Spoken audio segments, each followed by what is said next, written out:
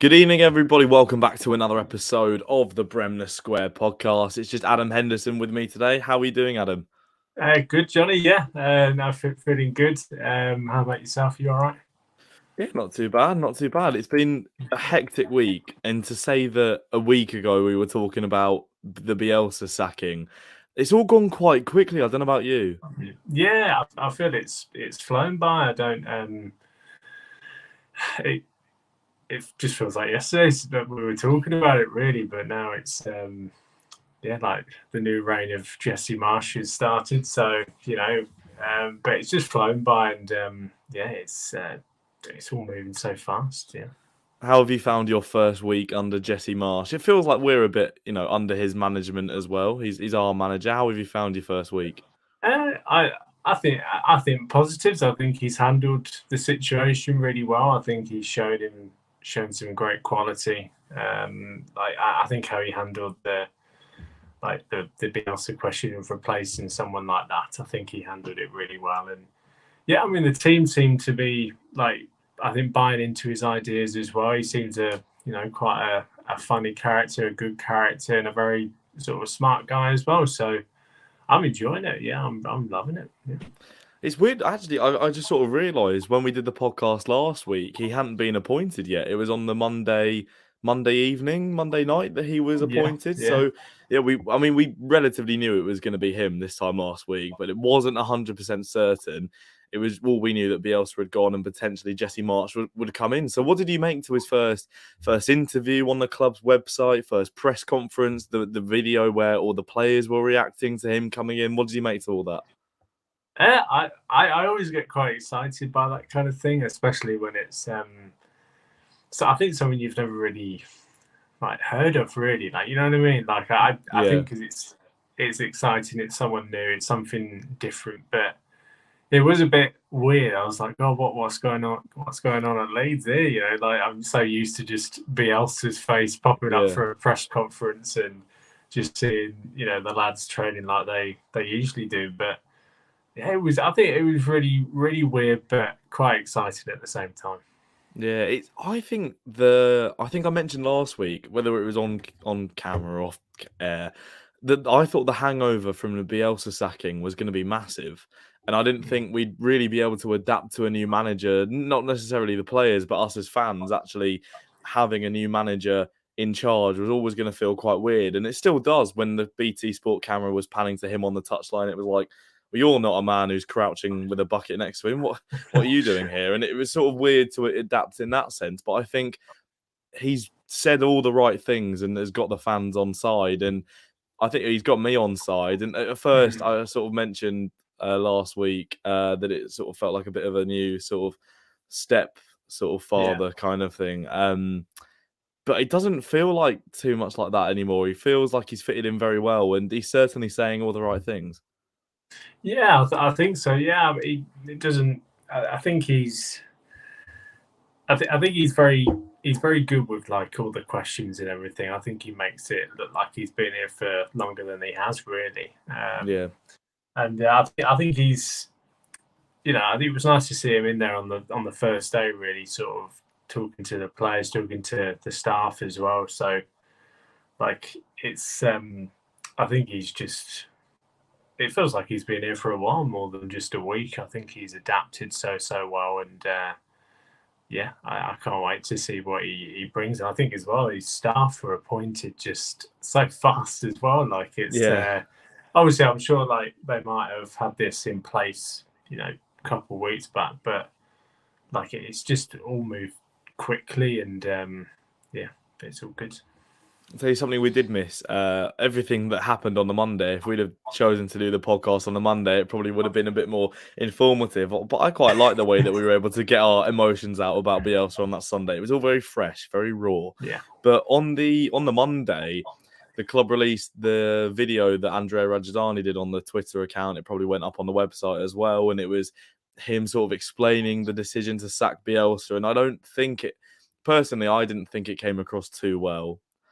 I thought it was all very last minute. The decision to sack him was made sort of 36 hours earlier. They sort of knew this was coming a little bit before that as well. And then to release that video, then an hour later to appoint Jesse Marsch or make the announcement in full. I don't know if you saw Radradani sort of reply to a couple of fans. And one of the replies he had was sort of saying this was a completely hard decision to make. It was sort of him being more honest than it sort of being scripted. And I think that was the sort of message that needed to be put across. Because I don't know about you, I didn't think the video was, yes, it might be the right choice of thing to do to address the fans, but in terms of a PR move and at the timing, it just didn't seem too smart. No,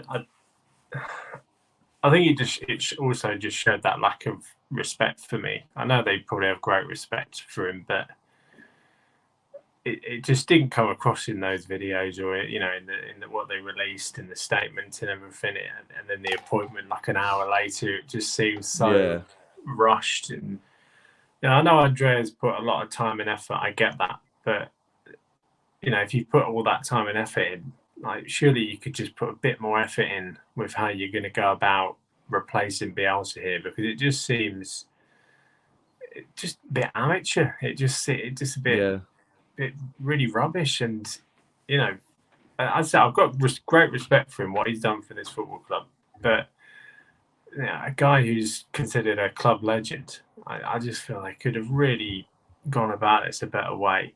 And the video he released obviously got a lot of sort of hate towards it. Yeah, and you can see him responding to a few of the fans and everything, and but yeah, I don't think really hardly anyone appreciated it. I just don't think it was good enough, really. Well, I thought the responses were better than the videos, because it was obviously a lot more honest, a lot more in the moment. And I don't know, it just I get it's not going to be an easy decision, and I completely get on form. If it was any other coach, he would have been sacked. I think even it's maybe not necessarily the decision to have him sacked, but I just think the way he went about it and the lack of respect, like you mentioned there, Adam. But it's all in the past. We're playing soccer now. It's Jesse Marsch is in charge, and I do like the way.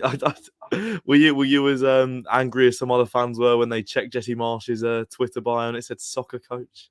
I did look at that and I did cringe. I obviously didn't have a big reaction to it, but my teeth like sort of gritted, and I was like, oh, okay. He's won me over though with the way he's saying that. The way he's saying he hasn't called it soccer. He's been calling it football since he was a player. So that's the first sort of language barrier, but that's the first one sort of crossed. I like the way he takes the mick out of himself, the whole Ted Lasso thing. Yeah. Never mind. He says never mind the person's accent. I do. At first, I was like, I don't want to like you, but then I'm like, it's not your fault that you're here. You are simply doing a job, and I do actually really, really like him. And all my mates are sort of bringing their best American accents out this week, and I'm thinking, it's give him a bit of time. Like the first game he had, Leicester City away, it was never going to be easy. It was never going to be easy if we had Bielsa in charge. Yes, it's a loss, and at this point of the season, with where we are in the table, it's a results sort of based business. But positives to take from his first game. Yeah, I think there was a lot of positives. I mean, first off, we didn't concede about 4 goals. It's true. So that was good. It was a lot more less chaotic, even though I did kind of like the chaos at points. But yeah, of course. It was obviously, you do have to be sensible because we were kind of getting blown away. But yeah, I kind of liked the zonal kind of marking they were doing. Like I liked that. I obviously you can see the players buying into it quite quickly. I thought that was really positive to see. And on the attack as well, I think it kind of looked similar to Bielsa. Really, I don't think much had changed there. Obviously, I think it was interesting to see sort of James and Rodrigo in the middle there. I thought that was quite nice, and Rafinha kind of drifted into the middle a bit as well. But yeah, I thought overall really, really nice. Obviously there were a few things. I think we looked a lot more confident with corner situations, which was great to see. Didn't concede from one of them. Yeah. I because under Bielsa, I always felt really nervous at corners. I mean, you know, I think when Maguire scored for Man United in that corner, and just everyone was all over the place, just not a good sight. And this one, we looked. I was like, oh, that's a bit more regular, a bit more normal. But yeah, a lot of positives to take, and I think we can go away pleased. Obviously, it's a loss, but I think it's a good start, and it's always going to be tough, especially when they've got that up front they have, and they bring on players like Iheanacho and Luke. Yeah, of course. They really can influence a game, and unfortunately, it was a really good goal, I think, from Harvey Barnes. But a lot of positives to take. Getting his customary goal against Leeds. I don't every time we play Leicester, every time he scores against us, I always have the same reaction of, why didn't I put the bet on for him to score? Every time I'm like, I know it's going to happen, so why did I just completely forgot to do it? And again, as soon as he wheels away in celebration, I'm like, of course it was him. Of course he scores. I think all 4 games we've played since we've come back up to the Premier League, he's scored in. And obviously, he scored a worldie in the reverse fixture at Ellen Road. And obviously, on Saturday, he was the one who made the difference, and it was 3 points for Leicester. But like you say, a lot of positives to be taken. Dan James still up front, but in a front 2 with Rodrigo, I thought played very well. It's his birthday today. Happy birthday, Rodrigo, as well. He might be one of the people watching. And if you are watching, leave your thoughts on the Leicester game. We are live on Leeds TV's Facebook, YouTube, and Twitter. But like you say, positives to take. It shows how sort of much of a rut we were in before that we're relatively happy with a 1-0 loss, isn't it? Yeah, I think it was. There was kind of a victory within a loss in a sense with it, but no, I mean obviously it's. I think it'd be great. I feel good for Meslier as well. You know what I mean? Like, basically keeping a clean sheet. Yeah, well, yeah. I mean, I think he went. He went. I think one of the commentators said he went the furthest he'd gone without conceding. I don't know, a half an hour or something. I don't know, but like yeah. When it reached half time and there was a 0 next to their name, it was like perfect, beautiful. Oh yeah, like I mean, yeah. But I think overall it was really, really good, and I mean that I know there's a few fans like a bit upset with the subs and whatnot, but I think you've got to see them in a new system, and overall, I think we can come out with, a good smile, and we ran really well, and I thought we attacked really well, we defended well, and unfortunately, it was just a very, very good goal that cut us open. So, do you think we were unfortunate not to collect all 3 points? Because I missed the first half. I was playing in a all-important football match for my Sunday league team playing on a Saturday. And it confused me as well. Lost in a round of 16 game. So I've come into like our sort of local pub. We were watching it, caught the second half, came in at half time. So watched all the chances we'd squandered in the first half. And when Kasper Schmeichel is the goalkeeper for the opposition, gets man of the match, you can only presume that we were unfortunate not to come away with something, can't you? Yeah, I think that kind of sums it up, really, how well sort of Leeds actually played and how well we did attack the Leicester goal. Obviously, they had chances, but it wasn't as, I think, cut clear as ours. And I think, we should have put at least one away. It was, just the Rafinha one straight at Schmeichel was a bit of a sucker punch. And that was quite. It was just like, please, just don't save it, and he saves it, and it's just typical that Schmeichel becomes Manuel Neuer against Leeds, and it's just when it panned to his dad in the crowd as well. Yeah. You knew it was coming. Yeah. Did you see Schmeichel's comments in that documentary about him? I don't know how he's managed to make a documentary about himself, but the comments he made about Leeds, saying we didn't make him feel too welcome. I did. I saw like a clip of it on Twitter, and I heard like his dad say like, "Oh, we had to get him out of there." Like get him out of there. Some really horrid like place to be. Yeah, it's like, all right, Like, calm down. I mean, Holbeck's not beautiful, but you can't. No, but like, come on.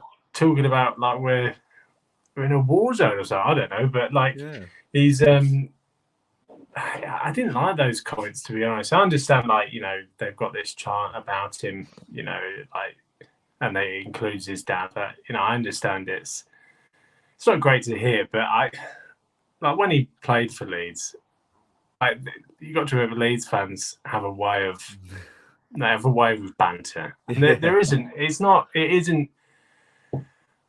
I don't think it was anything really against him, and I thought he got. No. I mean, I think 2010-11, he only played 2010-11. That was like my first proper season of supporting Leeds, so my mind is quite sort of fogged in terms of what the reception he actually got. From what I can remember, he didn't get any real abuse apart from that chant, and I remember him saying in that clip of that documentary, he said like. He went up to a fan came up to him a couple of years later or even recently and said like, oh, why did you feel not loved? And then he said, well, obviously called the fans dad something. And he was like, how do you like that? And he was like, oh, that's not very nice. But I think it's different in that sense. Instead of one-on-one in the supermarket, openly calling that person.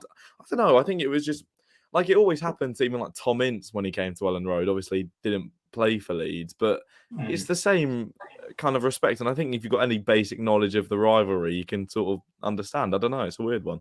Yeah, I mean, this rivalry goes back a long, long way. Yeah. And it is you're going to get abuse. I know you don't want to hear it, but I just don't think. I think they've taken it a bit too far. Like I don't think. I mean, I guarantee you, probably if people met like his dad, Peter Schmeichel, Leeds fans, I think they would have a good chat. I don't think. Exactly. I don't think they'd be howling, abuse at him. I mean, you might it would look a bit weird in Tesco's, wouldn't it? Shouting him from aisle 5. Yeah. But I just think I see it again. Like it doesn't help their relationship then with the Leeds fans, because then the Leeds fans are just going to keep doing it. Of course. Like you know what I mean? Like if just leave it then. Like if it's such a big deal, don't then go on a ITV documentary and say that, and then because it's just going to make Leeds fans go, well, that annoyed us, so we'll carry on. Yeah. This has all come because he stopped us from getting anything on Saturday. Anything, this all comes from a lot of jealousy from us, and he's somewhere in Leicester absolutely laughing, definitely watching this. Oh, Casper. He always has to pull out against us. What did you make of Jesse Marsch's sort of match day rituals? Did you like his attire he was wearing on the touchline? I thought he looked quite smart. The anorak raincoat was a bit of a weird choice on top of the jumper, I thought. Yeah, interesting. I thought I kind of like the jeans combo. Yeah, that was cool. I thought that just the jacket was a bit odd, but I think I kind of liked everything else. Yeah, I mean, it was just weird not seeing Bielsa's bucket and Bielsa kneeling down. It was just such a weird sight. Oh my god, there's a guy standing on the touchline. Like sit down. I just want him to kneel down. Like, but no, I thought it was. I thought he looked good.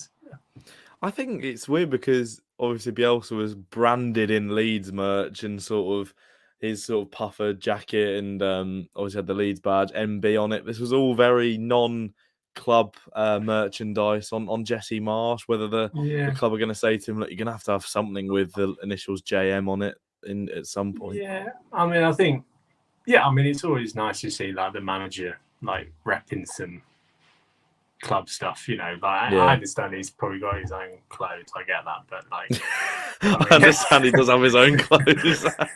But like, it's brilliant insight into his life. He does have clothes. But like, I think, you could just put like a badge on or something on the coat. I don't know, like just a pin-on sort of Leeds badge. Stone Island, get the badge in kind of thing with the Leeds badge. Yeah, I mean, I think he could put something Leeds on, but I don't really have a problem with it. But No, yeah, I must admit I quite like his attire. I thought it was quite yeah, nice. It's like sort of might get brought into the conversation of who looks the best on the touchline in the Premier League. Because I know Arteta gets praised and Guardiola, stuff like that. But I yeah. think Jesse Marsch could be in the contention. What did you make to the team huddle at the end, the rallying cry after that defeat? Because I was a bit of a fan myself. I thought, do you know what? My mates were mocking it a bit, and I thought actually I don't Yeah, mind it. I mean, I didn't have too much of a problem, to be honest. I know people thought it was cringy and everything, and you know, Bung the Hall once again, you know, Yeah, said something still about here. Leeds, yeah, and but I think what we've got to understand is, you know, we all have different ways of going about things, and I think if he wanted to do that in the moment, then he wants to do that. Like at the end of the day, if it's gonna help the players, you know, if they weren't really a fan of it, they'll probably let him know. You know what I mean? Let's just wait till we get back to the dressing room. But I didn't mind it. I thought it was fine. And then, you know, how they all went over to the fans afterwards, I thought it was Yeah. cool. Like, you know, and if it's needed, it's needed. I don't really see the big deal with it. And I think if that's how he goes about things, then we have to just back him. You know what I mean? But Yeah. No. I don't think there's much of a problem with it. I think it's nice to see that bit of unity in the squad. Yeah. Recognizing sort of how well they did play, and obviously, like we've said, I think we're unfortunate not to come away with anything. Nice to show their appreciation to the fans. I mean, Jurgen Klopp, you know, fist pumps the cop end after beating us 6-7-0. I've forgotten what the scoreline was, to be honest. I haven't actually watched back their last couple of goals because my stream died and I didn't even want to turn it back on. I haven't watched the highlights, so I have no idea how Van Dijk scored against us. I imagine it was a corner of some sort. But no, you know, he does it all the time. I think it's quite nice. I'd love to see what he does after a win. If he's all quite happy and buzzing after that 1-0 defeat, could be tops off on Thursday at Ellen Road. I don't know. Swinging about with a massive USA flag coming onto the pitch. Look, are we going to see that Thursday, Adam? Are we going to win on Thursday? Well, I'm going to be there for one, so I'm excited. Oh yes, of course, the rearranged game. Yeah, waiting for ages. Yeah, Finally. Is this your first one back after COVID, or have you been this season? So I went to see Liverpool, Arsenal, and now Villa. You've had a good run of games this season. Yeah, veterans. Yeah, absolute veterans. So hopefully I could see my first ever Premier League win as a Leeds fan in person. So that would be really nice. But I think we can. I think we can get something. I don't see why we can't. You know, I know Villa had a really good result against Southampton. You know, I mean, obviously Southampton did play a lot of games before that, so like whether they were a bit tired and whatnot like that, you don't know. But I mean, Villa are a good team, but I think we matched them. You know what I mean? I know we were under Bielsa at that point, but you know, I think Jesse's style of play is not too dissimilar, and I think maybe our new kind of structure will help.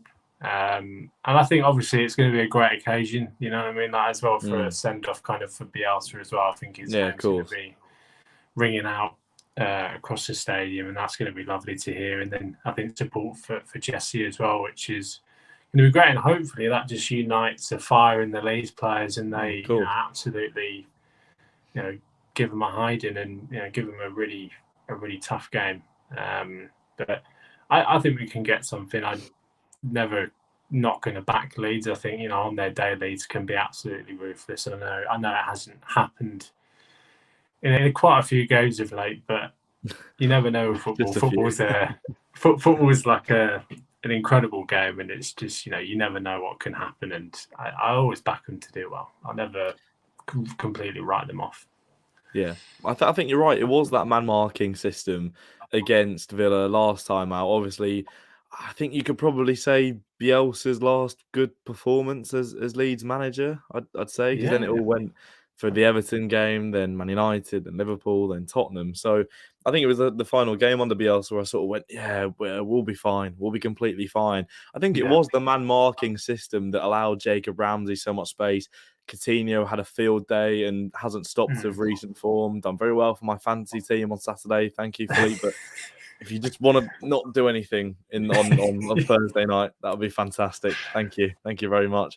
I think Digne is out for them with I think COVID. I don't actually know.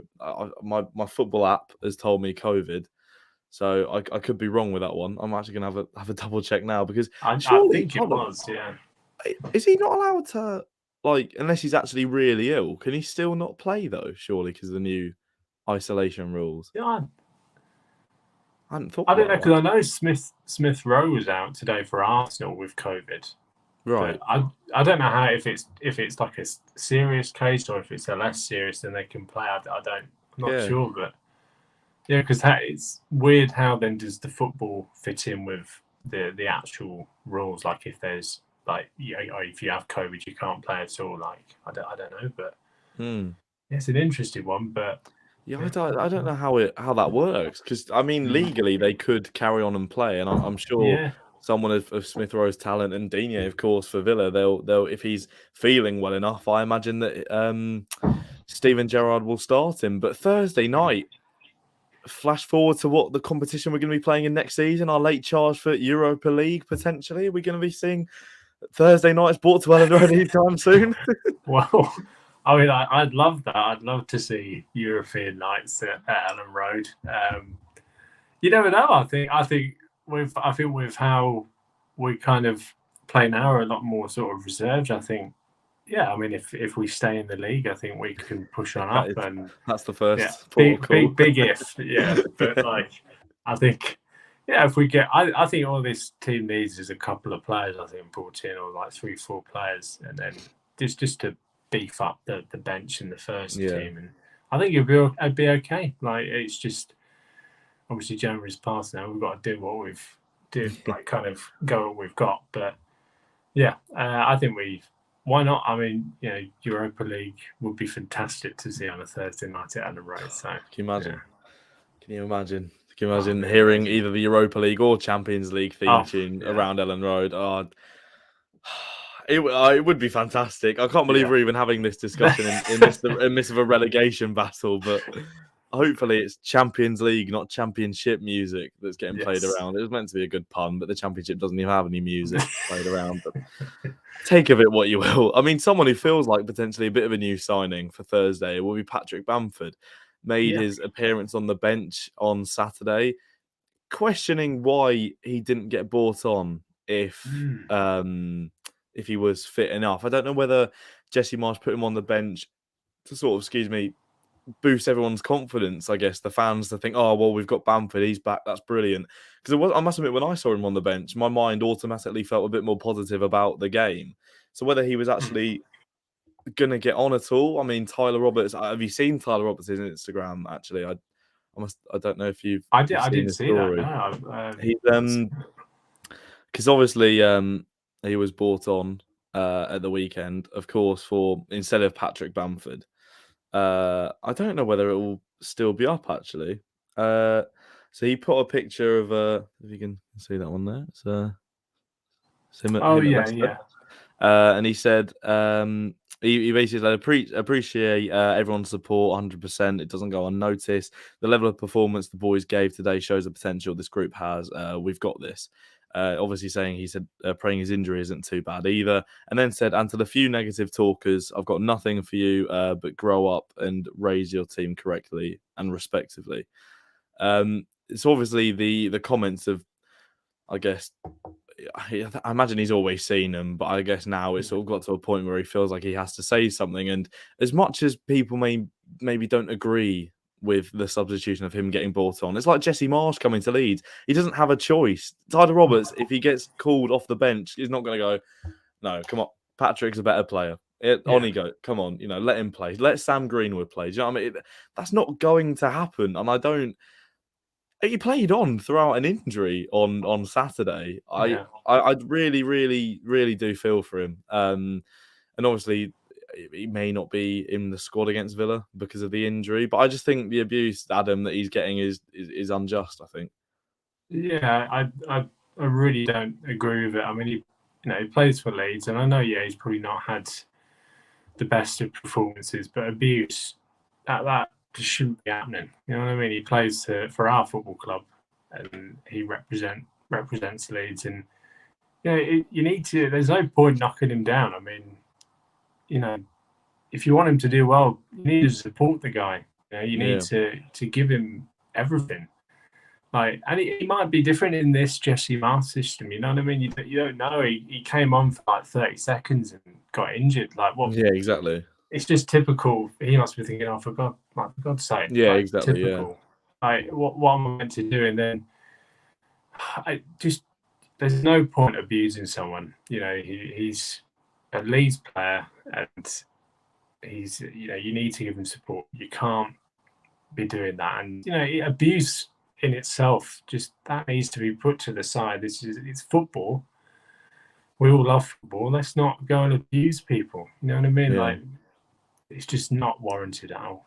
No, not at all. Would you be hoping Bamford starts against Villa?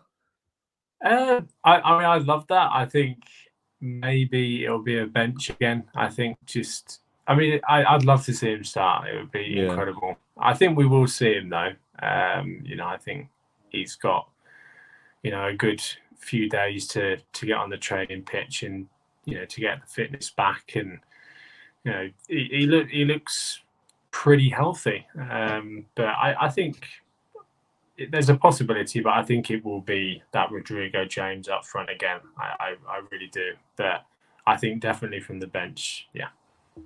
This is where I just feel sorry for Bielsa in the sense that I know we're a week into his sacking. I'm already bringing back up his name, but in the sense that if Bamford obviously isn't to start, he can bring him off the bench. That's a brilliant enforcement. If, hopefully in the longer period he is starting games, you can bring a Rodrigo or a James off the bench. That's a fantastic substitution for Hal, and it's just annoying that Bielsa didn't get the chance. He was having to turn to Sam Greenwood. No disrespect to Sam Greenwood, but I'd rather see Dan James or Rodrigo on. And I think that's just the frustrating thing. But look, the positives are that also, as Michael Brown is back in the comment section. Thank you, Michael. He said Phillips and Bamford should be available for either the Villa or Norwich game. I mean, both games are very important. And Michael also said a minimum of 4 points is required from Villa and Norwich. Anything more is a bonus. Do you agree, Adam? Yeah, I think so. I mean, I think definitely 4 points would be great. I know Villa will be a tough game. I mean, no disrespect to Norwich, but you look at the Norwich game, and that I think we can definitely get something there. Absolutely, especially with players coming back, like Michael said with Phillips and Bamford. Having those two back is going to be a huge boost to confidence. But I think you never know. I think we could get both wins against Villa and Norwich, but it will be tough against Villa. But I think definitely looking at Norwich, there it is a must sort of win game. That so yeah. Can you imagine Bamford hat-trick against Villa like he did at Villa Park last season? It's got a feeling that game or the Norwich game. I've got a feeling of the Brentford game when it was Ayling and Bamford who came back. It could potentially be Phillips and Bamford. I don't know about Phillips. I've seen something that he was in some pub at the weekend and said to one of the workers it might be about 2 weeks' time until he's back. And I can imagine it will probably be a couple of weeks until he is back playing. But those games where it'll be Bamford and Cooper and Phillips back in the team, when you can bring on a Dan James or a Rodrigo or a Robin Cox on the bench or something like that, it's just it will feel fantastic. And I can't wait for someone else to get injured in that process so that we never have a full strength team, because it's going to happen. I think the gods are just sort of working out which random person is going to get injured next, and then we go, oh well, if only we had this player or this player. I'm still because we didn't see Bamford on the pitch. I'm still waiting for him to pick up another injury or his foot to get just a little bit more injured again. Praying we can see him against Villa, and he'll be hungry to score. He'll be very, very hungry to score. In terms of, before we look at, let's talk about the Norwich game, and then we can sort of assess the situation where we are now as a club, obviously in the table. Norwich, like you said there, Adam, a much more winnable game, I think, than Villa, again, just because of their positioning in the table. I think the result against Brentford at the weekend, which Michael has brought up here, saying that a non-Leeds related story, it was good to see Eriksen back playing a full 90 for Brentford. I mean, it's a fantastic turnaround from less than a year ago when we all thought he may never be able to play football again. So to play 90 minutes in what was a very, very big win for Brentford is fantastic. So good on him. It's fantastic to see. He seems like a lovely guy as well. But that loss for Norwich is massive at the weekend, and obviously we don't know what's going to happen to them. I presume, I don't know if they're playing in midweek actually, but survival for them, I think, looks very unlikely. Yeah, it looks quite bleak for them. It just seems to be sort of the same old story for Norwich. Yeah, it's like just yo-yoing back and forth. You know, they just can't seem to get any stability for some reason in the Premier League.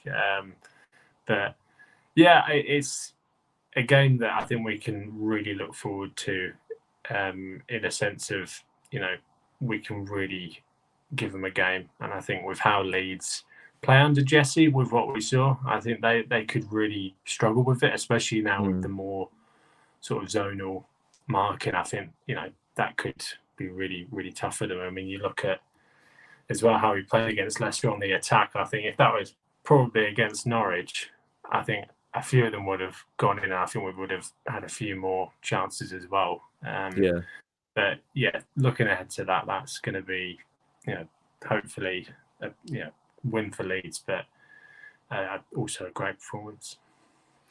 Is it? I know we don't know what sort of result we're gonna pick up against Villa and other teams around us in midweek, but is it must win for you, the Norwich game?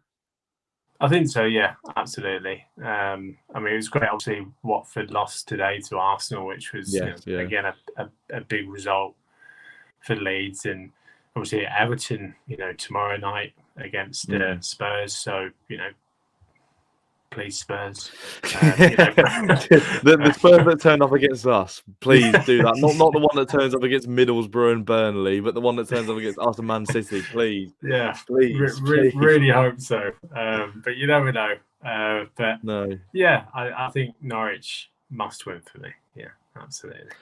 It's certainly going to be nervy. I mean, roles reverse. I'm not at the Villa one, but I'm at the Norwich one. So I don't know whether I've picked a better one to go to. I tell you what, whichever one we win at is the lucky charm, and they are the only ones who can carry on going. I may have had a bit of an unfair advantage with that one because hopefully the Norwich game will be 3 points. The fact is, I mean, Norwich. Actually, let's just a little bit more on them. I thought the revival of Dean Smith, I think when they got their first win of the season, it was against Brentford. I did think, oh, look, Dean Smith knows what he's doing, and there's a chance they can get out of this. They had a fantastic win against Watford, of course, fellow relegation candidate. Josh Sargent, obviously now the second best American in the Premier League, but actually third. Pulisic is a little bit better. Jesse Marsch is now top, pulling out a fantastic scorpion kick out of nowhere for his, I think that was his second goal in that game. And then since then, they've just completely petered off. I mean, it's going to be a massive game for them on Sunday against us. I think they are going to drop, and I think Watford are going to drop. Do you get scared that, though, the Norwich that turned up to Ellen Road a couple of seasons ago in that 18-19 season where they just sort of rolled us off the park, is there any sort of fear? Because I feel like I'm going into this a bit too cocky. In fact, we haven't won in a while of games. I think you've always got to respect them, but I think that we should be winning it. I'm very respectful of opponents, but we do have to win this, and I can't reiterate that enough. Like, we should be winning it. Just they don't look great. No, they don't. I really do think they will struggle, but you never know. It's just, Norwich could just turn up and just outperform us, and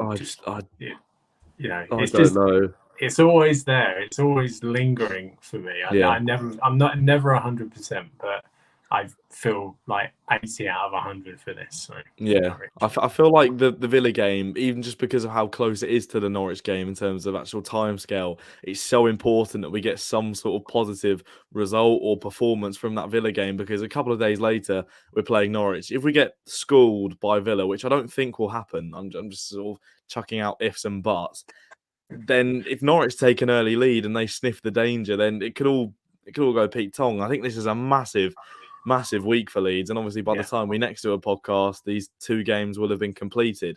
Norwich haven't won in the league since that Josh Sargent wonder goal day, night, against Watford. They beat Everton before that game, but since then it's just red on their form guide with a draw in there against Crystal Palace. Let's have a look at the table, Adam. I know as Leeds fans, we shouldn't really be doing that at the moment, and I'm hoping the players and managerial staff are keeping as far away from the table as possible. But as fans, I think it's our duty, isn't it, to be scared and be worried. It's sort of our job. I'm trying to work out how many points that is. We're 2 points off the drop. Burnley with a game in hand over us. Everton with 3 games in hand over us. We've got a game in hand over Brentford. Now, Watford, Burnley, Norwich all losing. We lost. So it's sort of just an extra game that we sort of don't have to worry about now in terms of them picking points over us. I kind of don't really want to have to pose this question after every week, but last week, yourself and Kieran were very certain that we'd be dropping. Has your mind been shifted with the performance from Saturday? I think, yes. I think the emotions were quite high. Yeah, they were. I think I was angry and upset, and then I was just like, "Yeah, we're going to go down." It's on the internet, Adam. It's your word. Not... But I think seeing what happened against Leicester, I feel good. I think there's worse teams by looking at how they play. And I think, as I said, I think it only takes a couple of players back, and I think we'll be okay. Like 2 big names, Bamford and Phillips. But I think we'll be okay. I mean, I don't know about you, Johnny, but I think we'll be all right. Yeah. I was going to say, I didn't really hold my opinion too much last week. I think because of how confident you two were that we'd be playing Championship football next season, I kind of sided with you, but I didn't really want to. I didn't want to believe it. I think we'll be okay. I think we'll be fine. Do you know what? I was a really nervous laugh after that. My excuse and reasoning for that before Saturday was that Brentford would go, but they've picked up a massive 3 points, of course, against Norwich on the weekend. I'm going to go as far as saying it will be Norwich, Watford and Burnley that all go. I know a lot of people are saying that it's Burnley, you know, they always do it. Sean Dyche always finds a way. And to be honest, of late, that's looked like it'll be the case. But still got to play Man City, still got to play Tottenham. But you look at it, their next game's against Brentford. Then they've got Norwich after Man City. They've got Watford in there, and they've got Newcastle last day of the season. Who Newcastle, fair play to them. Annoyingly, they're out of that sort of relegation race now. So they've done what we all wanted to do ourselves. This week, though, if we could pick up 6 points ourselves, I think let's look at the positives. We could put ourselves in a fantastic position, couldn't we? Yeah, a really healthy position, I think, going into this run-in. I think if we can get 6 points or even 4 points, I think we'll be. Well, I think we'll look good. I think the fact that they're at Ellen Road, I think that's a big boost for me. I think with, of course, especially the unity at the moment. I think within the fans and the team, I think it's going to be intimidating for players to come and play. I think it's going to be extremely noisy, which is great, and I think that can always affect opposition sides. But I think 6 points would be a dream, and I think, but I'm always thinking we can do that. I understand they're a very good team. They've got some wonderful players, but we've got some wonderful players, and they're not playing great, but we can cause some absolute havoc to teams. And Leicester, considering they're quite a good team themselves with some amazing names. Why not? Why can't we go and beat Aston Villa? I think we're more than capable. But yeah, definitely Norwich. Just no excuses for me. That's got to be and has to be a win there. That's Yeah. huge. But they're both huge, and I think definitely we can get 6 points. Yeah, from Adam, the I game. So. I really like your confidence. I like your confidence. I felt sort of a bit teary when you were saying like, why can't we go and get 6 points from it? You're right. Why can't we? For the first time in a long time at the weekend, I went into a game thinking we can win this against Leicester. Yeah. Yes, we didn't, but the performance was a lot better. Thursday night, 7,000 people, all behind the boys. Obviously, not the Villa fans; they won't want to be behind us, but I genuinely believe we can get 6 points from these games. Yeah. And when we've collected 0 inevitably, and we're talking about this next Sunday, and we're in the bottom 3, we can laugh at it. But at the moment, I believe we can get those 6 points. I think 4 points would be fantastic as well. I think it's just taking points off Norwich, specifically 3 points off Norwich, are really, really key and crucial. We're getting to that time, and I don't really like to look ahead to the sort of say next fixtures, but it's the time when all the teams start playing each other. You know, it's that point of the season. I mean, Norwich have got Chelsea on Thursday night, so they're going to get a bit of a run around there. Whether they pick up a result, it's going to be a tough test for them, you know, mentally. At the weekend, there actually aren't too many teams near each other playing each other. But then, my point's not really being proven here. But then next Thursday, you've got Everton playing Newcastle in a massive game. On that weekend, you were meant to have Watford and Everton playing each other, but apparently that's been postponed. Either way, teams around each other will play each other. What do you want from those sorts of games? Are you a draws man where you're like just both them picking up points, or is it do you want the team higher up in the table to go on, or do you want to drag them into it? How do you approach the Norwich Brentford game at the weekend? I think going in with where we are, I'd rather the team above win. You know, we just need to stay above that line. I don't really. I think it's just if teams win below you, that's when it gets really stressful. And I don't care who it is. If the team above can beat the team below us like that, that's great. But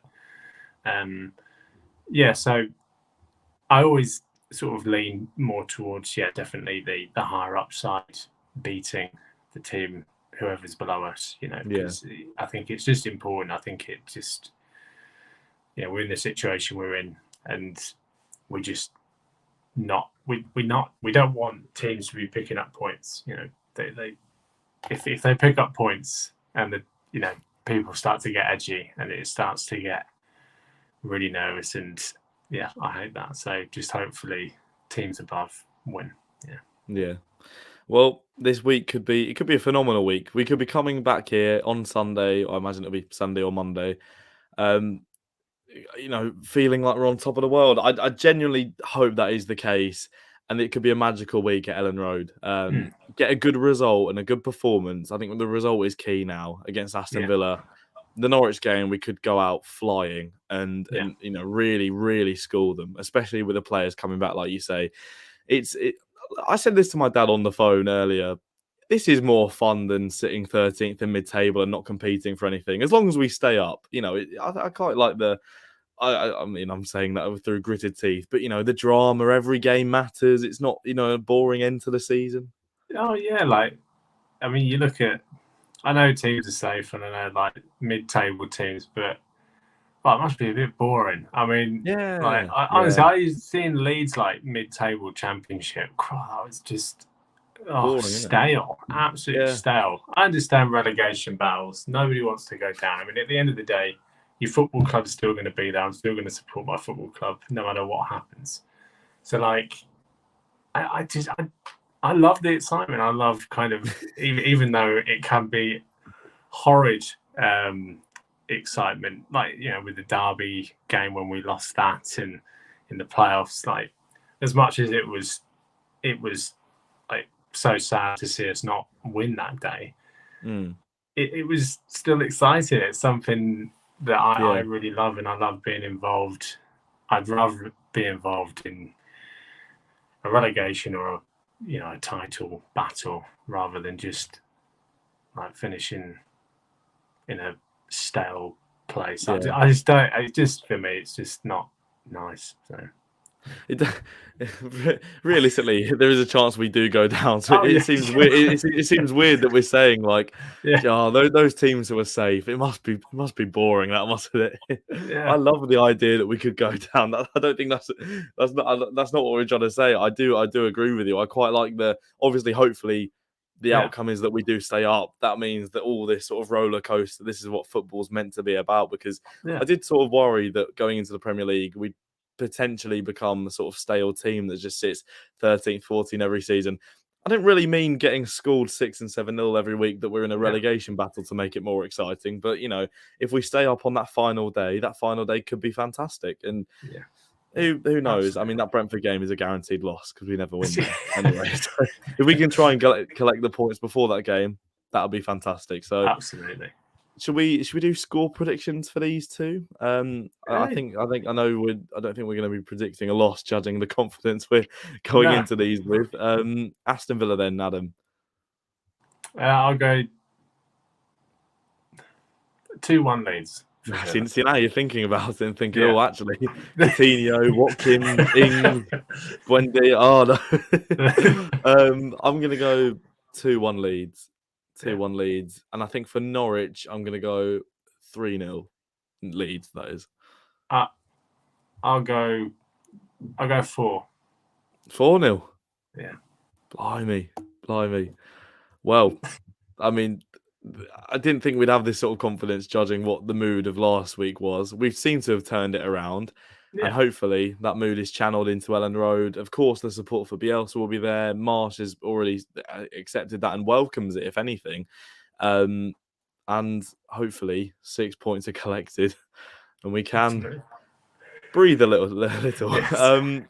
Thank you for everyone who tuned in. Michael Brown, again, bringing in the comments as usual. Just one final comment. He said, I'm glad the man marking has gone. I just hope the players can adapt quickly to Marsch's new system. Exactly. And I think we're seeing them adapt with the performance against Leicester. And hopefully those performances now turn into results, because as much as performances are fantastic at this point in the season and where we are in the table, performances won't keep you up. It's the results. So hopefully we do collect 2 good results this weekend. Thank you very much to Adam, as usual, for coming on. Thank you to everyone who tuned in. And hopefully we'll see you next week with 6 points.